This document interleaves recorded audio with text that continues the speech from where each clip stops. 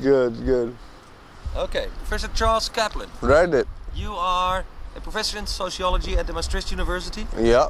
And what is your field? Well, I have, my field is in ecological psychiatry and also medical sociology. And I'm a professor at the University of Texas in San Antonio and at Maastricht in the Department of Psychiatry.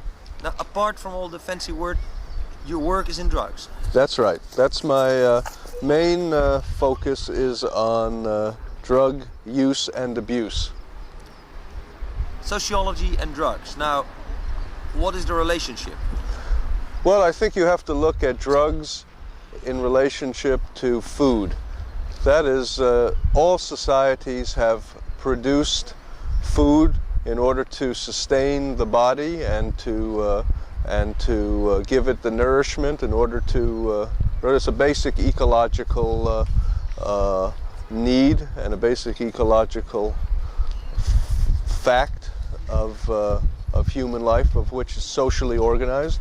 We know there are many different kinds of foods, and food is ritually and socially sanctioned. Now we're on a health food line based on science and risk factors. There's kosher food, there's non-kosher food, there's vegetarian food, etc.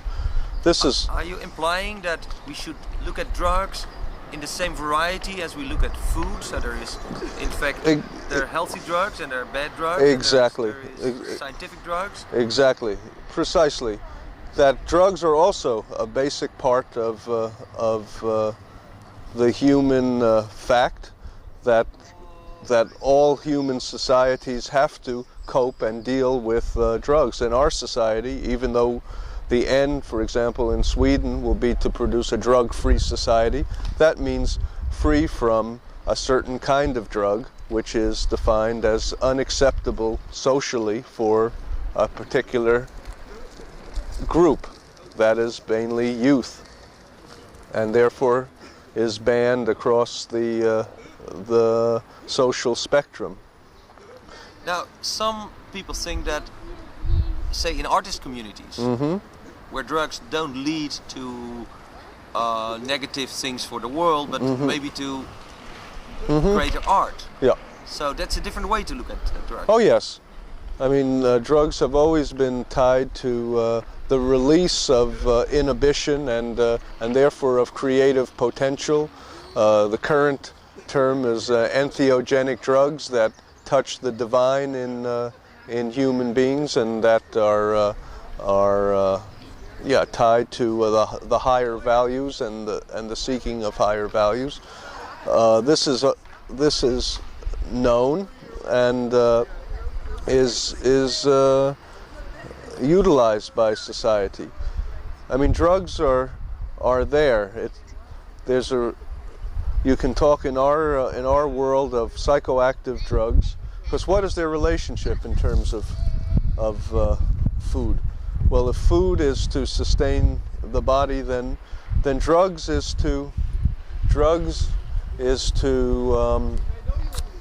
return the body to a state of balance that the food has produced.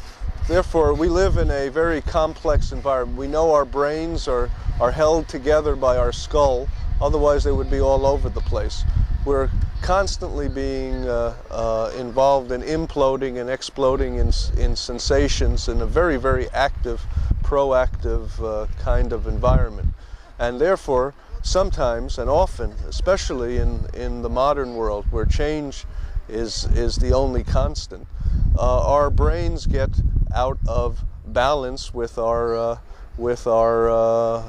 basic nutritional base, and this makes more and more a need for drugs to recapture the original wholeness of the connection of the brain and the rest of the functioning, and therefore people are searching through the use of drugs to to retain this balance. Of course, drugs are not the only way that this is done, and perhaps maybe not the most efficient way, but they are a way that has been from the beginning of man used for this purpose of restoring the harmony of the mind.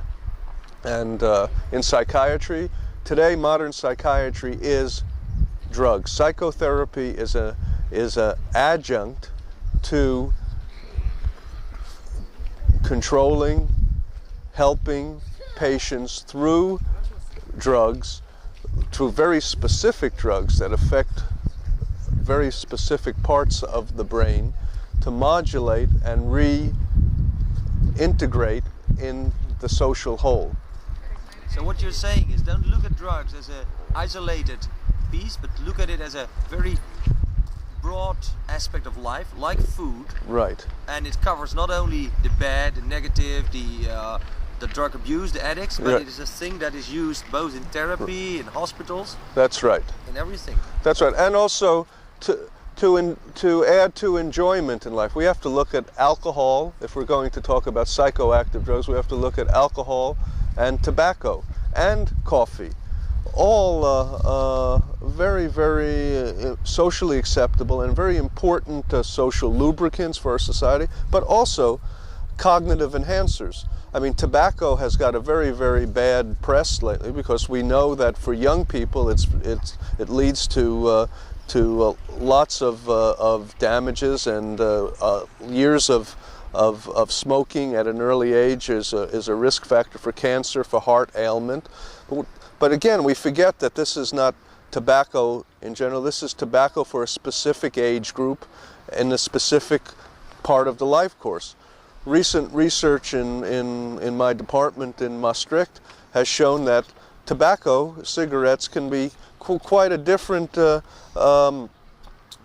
quite a different function for older people over 65 years old, who might be at risk for the diseases of old age, like Parkinson's, and their minds are getting diffused and they're forgetting, and they need their cognitions enhanced. Then tobacco all of a sudden has a concentrating, a therapeutic, and a beneficial function. We all know how coffee functions to help us concentrate more on our work, to get up in the morning and put our minds with caffeine onto the tasks at head. These drugs, cognitive enhancers, smart drugs as they're called on the scene, also have their functions. Okay. Professor Kaplan, thank you for your... Thank you. Good.